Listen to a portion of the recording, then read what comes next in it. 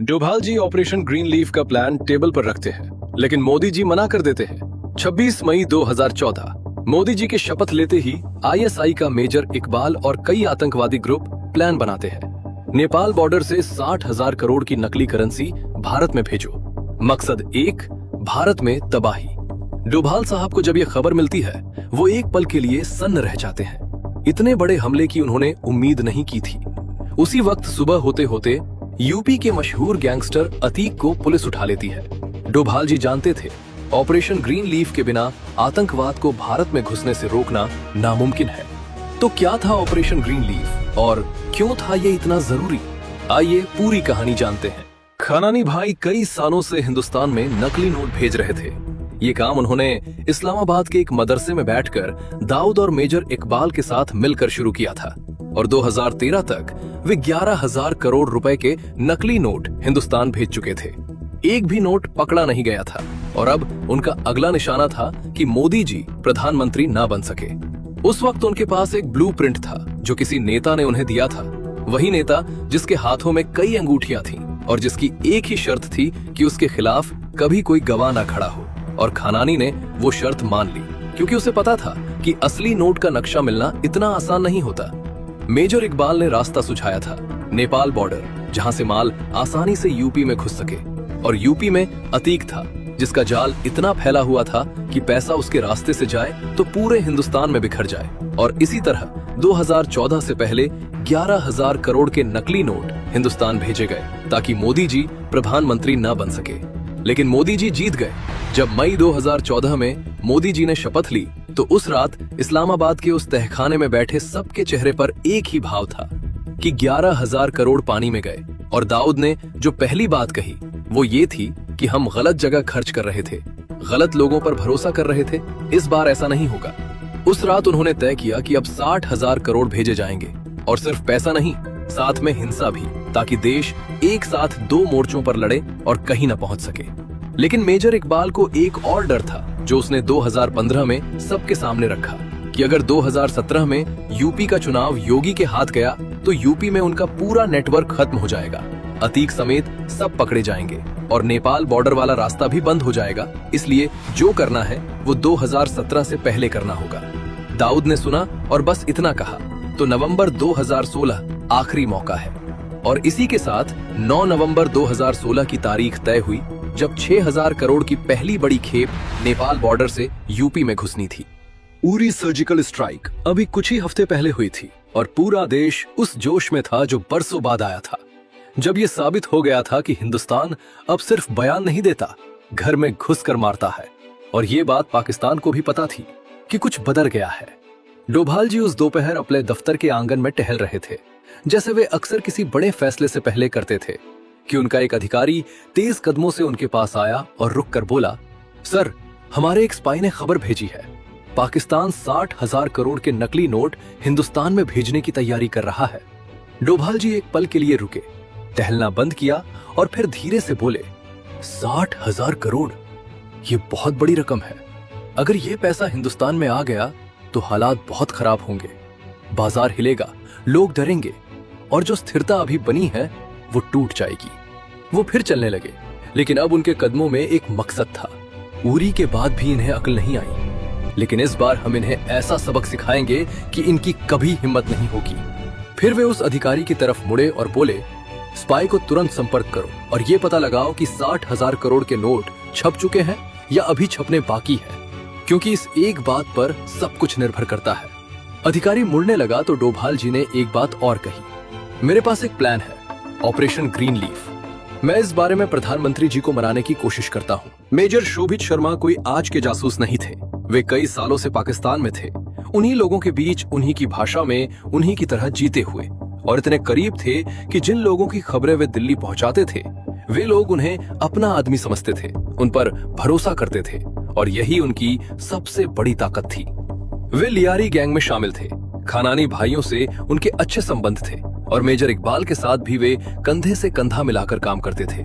और इसी वजह से 60,000 करोड़ वाली खबर सबसे पहले उन्होंने ही डोभाल जी तक पहुंचाई थी। अब उन्हें नया आदेश मिला था, ये पता करो कि नोट छप चुके हैं या अभी छप रहे हैं। मेजर शोभित शर्मा ने एक योजना बनाई उन्होंने खानानी से मुलाकात की और मेजर इकबाल को भी साथ बुलाया और बातों बातों में ये बात छेड़ी कि नेपाल बॉर्डर का रास्ता अब पहले जितना सुरक्षित नहीं रहा। हिंदुस्तानी एजेंसियां उस रास्ते पर नजर रखने लगी है और अगर इतनी बड़ी रकम उसी पुराने रास्ते से भेजी गई तो पकड़े जाने का खतरा है। मेरे पास कई और रास्ते हैं, ऐसे रास्ते जो किसी की नजर में नहीं है। मैं ये पैसा हिंदुस्तान में सुरक्षित पहुंचा सकता हूँ। खानानी कुछ देर उसे देखता रहा, फिर मेजर इकबाल की तरफ देखा और फिर बोला, पहले देखो। खानानी उन्हें एक फैक्ट्री में ले गया। मेजर शोभित शर्मा ने जो देखा वो उन्होंने पहले कभी नहीं देखा था। एक बहुत बड़ा गोदाम और उसमें करोड़ों रुपए के नकली नोट पहले से बंडल बंधे हुए, थैलों में भरे हुए, भेजे जाने के लिए तैयार, बस एक इशारे का इंतजार। नोट छप चुके थे। मेजर शोभित शर्मा ने चेहरे पर कोई भाव नहीं आने दिया। वे वहां खड़े रहे, गोदाम को देखते रहे और मन ही मन वो सब दर्ज करते रहे जो वे दिल्ली को बताने वाले थे। लेकिन खानानी के मन में एक डर था जो उस पूरी मुलाकात के दौरान उसकी आंखों में दिखता रहा कि कहीं ये खबर डोभाल जी तक न पहुंच जाए, क्योंकि अगर दिल्ली को पता चल गया तो सारा खेल खत्म। उधर दिल्ली में पीएमओ के कमरे में सिर्फ 2 लोग बैठे थे, मोदी जी और डोभाल जी। डोभाल जी ने सीधे बात शुरू की, सर, ऑपरेशन ग्रीन लीफ को जितनी जल्दी हो सके लागू करना होगा। इस बार 60,000 करोड़ नेपाल बॉर्डर से हिंदुस्तान में आने वाले हैं और ये नकली करेंसी है जिसे पकड़ना बेहद मुश्किल है। मोदी जी कुछ देर चुप रहे। वे गहरी सोच में थे। उन्हें पता था कि अगर ऑपरेशन ग्रीन लीफ अचानक लागू किया गया तो देश में बड़ी हलचल मचेगी, आम आदमी परेशान होगा और जो असर होगा वो सिर्फ दुश्मन तक नहीं रुकेगा। मोदी जी ने मना किया, डोभाल जी, ये सही कदम नहीं होगा। डोभाल जी ने एक पल रुककर कहा, सर, अगर ये पैसा हमारे देश में आ गया तो आतंकवाद को रोकना नामुमकिन हो जाएगा। ये सिर्फ करेंसी नहीं है, ये उस पूरे नेटवर्क की रीढ़ है जो देश के अंदर हिंसा फैलाना चाहता है। मोदी जी ने पूछा, कोई और तरीका नहीं है डोभाल जी? डोभाल जी ने सीधे आंखों में देखकर कहा, सर, पैसा छप चुका है और इन लोगों की हिंदुस्तान में पकड़ बहुत मजबूत है। यूपी से लेकर बॉर्डर तक उनका नेटवर्क फैला हुआ है। इसके अलावा कोई रास्ता नहीं बचता। फिर थोड़ा रुक कर बोले, लेकिन सर, ऑपरेशन ग्रीन लीफ लागू करने से पहले यूपी में इनका नेटवर्क तोड़ना होगा, क्योंकि जब तक वो नेटवर्क खड़ा है तब तक ये पैसा किसी न किसी रास्ते से अंदर आता रहेगा। कमरे में चुप्पी छा गई। 7 नवंबर की सुबह मेजर शोभित शर्मा की खबर डोभाल जी तक पहुंच चुकी थी। करेंसी छप चुकी है और 9 नवंबर को वो हिंदुस्तान में दाखिल होगी। डोभाल जी उसी सुबह यूपी के डीजीपी से मिले। कोई लंबी बैठक नहीं, कोई फाइल नहीं, सिर्फ एक निर्देश। पीएमओ से आदेश है, अतीक को जितनी जल्दी हो सके गिरफ्तार करना है। डीजीपी ने एक पल सोचा, फिर बोले, सर, अतीक का नेटवर्क बहुत बड़ा है। उसके पास ग्राउंड इंटेलिजेंस है, लोकल मूवमेंट पर पकड़ है और उसके आदमी हर थाने के इलाके में फैले हुए हैं। अगर हम बिना प्रॉपर सर्विलेंस और कॉर्डन के उसे अचानक उठाने की कोशिश करेंगे तो सांप्रदायिक तनाव और दंगे का खतरा है। डोभाल जी ने उन्हें सुना, फिर सीधे बोले, ये देश की सुरक्षा का सवाल है। अगर ये नहीं किया गया तो जो गड़बड़ी होगी वो किसी दंगे से बड़ी होगी। इसलिए जो भी तरीका अपनाना हो अपनाओ, जो भी रिसोर्स चाहिए मांगो, लेकिन ये काम जल्द से जल्द होना चाहिए। उन्होंने वापस जाते हुए अपने स्पेशल टास्क फोर्स को अलर्ट पर रखने का आदेश दिया। सर्विलेंस टीमें तैनात हो, मूवमेंट ट्रैक हो और जैसे ही मौका मिले ऑपरेशन शुरू हो। एसटीएफ के अधिकारियों को उसी रात एक क्लोज्ड डोर ब्रीफिंग दी गई, जिसमें सिर्फ इतना बताया गया कि टारगेट की लोकेशन कंफर्म करो, उसकी मूवमेंट का पैटर्न समझो और किसी भी हालत में कोई लीक नहीं होनी चाहिए, क्योंकि अगर अतीक को जरा भी भनक लगी तो वो अंडरग्राउंड हो जाएगा और फिर उसे निकालना और भी मुश्किल होगा। डीजीपी जानते थे कि ये ऑपरेशन सिर्फ एक गिरफ्तारी नहीं थी, ये उस पूरे नेटवर्क की कमर तोड़ने की पहली कड़ी थी और इसे अंजाम देने के लिए उनके पास सिर्फ 48 घंटे थे। उस रात इस्लामाबाद में खानानी के गोदाम में जो हलचल थी वो किसी और रात जैसी नहीं थी। दर्जनों आदमी एक साथ काम कर रहे थे। नकली नोटों के बंडल बक्सों में बंद हो रहे थे, बक्से ट्रकों में लोड हो रहे थे और खानानी खुद वहां खड़ा था, एक एक खेप पर नजर रखते हुए, क्योंकि इस बार दाऊद की चेतावनी उसके कानों में गूंज रही थी।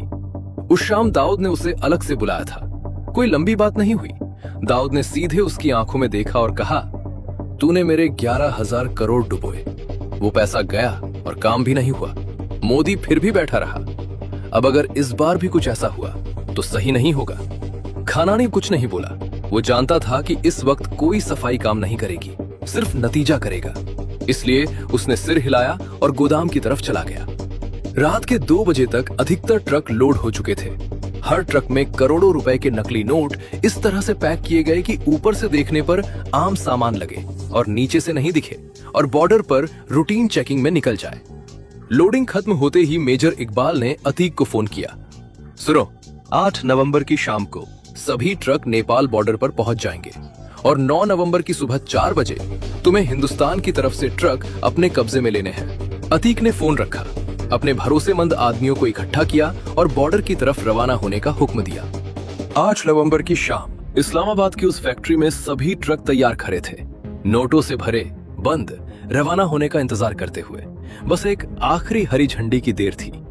मेजर शोभित शर्मा भी वही थे, उन्हीं लोगों के बीच, उसी फैक्ट्री में। चेहरे पर वही भाव जो पिछले कई सालों से लगाए हुए थे, लेकिन मन में वो सब दर्ज करते जा रहे थे जो दिल्ली को जाना था। उधर तराई में अतीक के आदमी भी तैयार थे, बॉर्डर के पास चुपचाप ट्रकों का इंतजार करते हुए।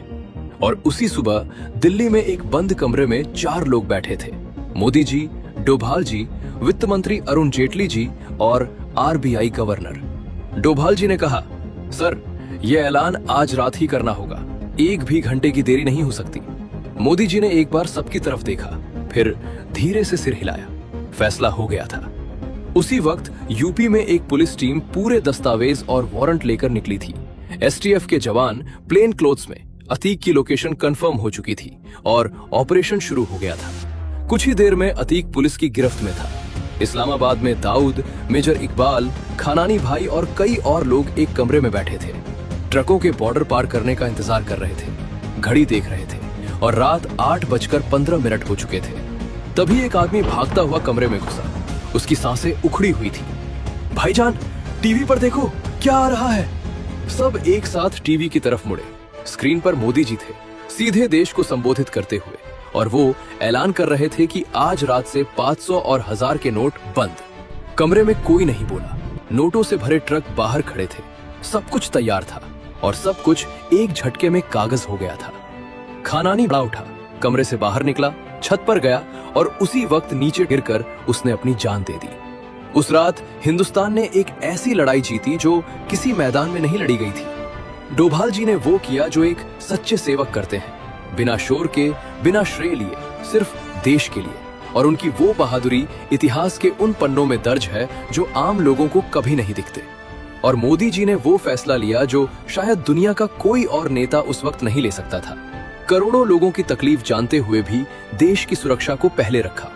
कुछ फैसले इतिहास बनाते हैं, ये उनमें से एक था।